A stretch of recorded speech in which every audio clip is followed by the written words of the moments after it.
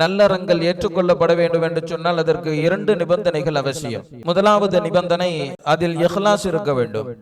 இரண்டாவது நிபந்தனை, அது நபி ஸல்லல்லாஹு அலைஹி வஸல்லம் அவர்களினுடைய வழிமுறைக்கு ஒத்ததாக இருக்க வேண்டும். இரண்டும் இருக்க வேண்டும். இரண்டில் ஒன்றிருந்து ஒன்றில்லை என்று சொன்னாலும் அல்லாஹ்விடத்திலே அந்த அமல் நிராகரிக்கப்படுகிறது. பொதுவாக அறிஞர்கள் சொல்லுவார்கள், அமல் இல்லாமல் இல்மு இருப்பதும் பரிபூரண பலனை தராது, இல்மு இல்லாமல் அமல் மட்டும் இருப்பதும் பரிபூரண பலனை தராது. இல்மும் இருக்கிறது, அமலும் இருக்கிறது, ஆனால் அதில் இஹ்லாஸ் இல்லை என்று சொன்னாலும் பரிபூரணமான பலனை பெற முடியாது என்பதாக அறிஞர்கள் சுட்டி காட்டுவார்கள். அந்த வகையில் இஹ்லாஸ் என்று சொன்னால் என்ன என்பதனுடைய அடிப்படை புரிதல் நமக்கு இருக்க வேண்டும். அல்லாஹ்வினுடைய பொருத்தத்தை மட்டுமே நோக்கமாக கொண்டு செயல்படுவது இதற்கு இஹ்லாஸ் என்பதாக சொல்லுவார்கள். முகஸ்துதியும் பெருமையும் உலகத்தினுடைய ஆதாயங்களை எதிர்பார்ப்பதும் அல்லாஹ்வினுடைய திருப்தியை விட தன்னுடைய சுய திருப்திக்காக வேண்டி ஒரு அமலை செய்வதும் இஹ்லாஸ் கெட்டு போவதற்குண்டான காரணிகளாக அமைந்து விடுகிறது. இரவினுடைய கடைசி நேரம் இருக்கிறது, மக்கள் எல்லாம் தூங்கக்கூடிய நேரம், அல்லாஹ்விற்கு மிகவும் நெருக்கமாக இருக்கக்கூடிய நேரம் அதுதான்.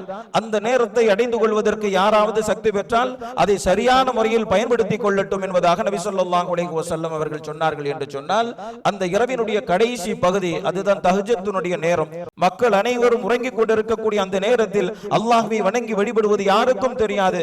யாருக்கும் தெரியாமல் செய்யப்படக்கூடிய அந்த அமல் அதிக கனம் உள்ளதாக இருக்கிறது. எனவே அதை சரியாக பயன்படுத்திக் கொள்ளுங்கள் என்பதாக நபி ஸல்லல்லாஹு அலைஹி வஸல்லம் அவர்கள் சொல்லுகிறார்கள். இன்னொரு ஹதீஸ், மிக மிக முக்கியமான ஒரு ஹதீஸ், நபி ஸல்லல்லாஹு அலைஹி வஸல்லம் அவர்கள் சொல்லுகிறார்கள், ஐ யகூன லஹு ஹபஉம் மின் அமலின் ஸாலிஹ் ஃபல்யஃஅல் என்பதாக சொன்னார்கள். அல்லாஹ்விற்கு மட்டும் தெரியும் வண்ணம் ஒரு ரகசிய சேமிப்பு இருக்கட்டும். அந்த ரகசிய சேமிப்பு 2 சந்தர்ப்பங்களில் உங்களுக்கு உதவிகரமாக இருக்கும். ஒன்று, நீங்கள் சோதிக்கப்படுகிற நேரத்தில் அந்த ரகசிய சேமிப்பு உதவியாக இருக்கும். இன்னொன்று, நாளை மறுமையில் அல்லாஹ்வை சந்திக்கிற போது உங்களுக்கு உதவியாக இருக்கும் என்பதாக நபி ஸல்லல்லாஹு அலைஹி வஸல்லம் அவர்கள் சொல்லுகிறார்கள். என்று சொன்னால் சில நற்காரியங்களை நாம் அல்லாஹ்விற்கு மட்டும் தெரியும் வகையில் செய்து சேமித்து வைத்திருக்க வேண்டும். 3 பேர் ஒரு குகைக்குள் அகப்பட்டுக் கொள்வார்கள். தள்ளி பார்க்கிறார்கள், முடியவில்லை. அடைத்து பார்க்கிறார்கள், யாரும் வரவில்லை. என்ன செய்யலாம்? அவர்கள் கூடி ஆலோசனை செய்கிறார்கள். அல்லாஹ்வை தவிர நமக்கு உதவி செய்யக்கூடியவர்கள் யாரும் இல்லை. எனவே அவனை அழைப்போம். எப்படி அழைப்பது?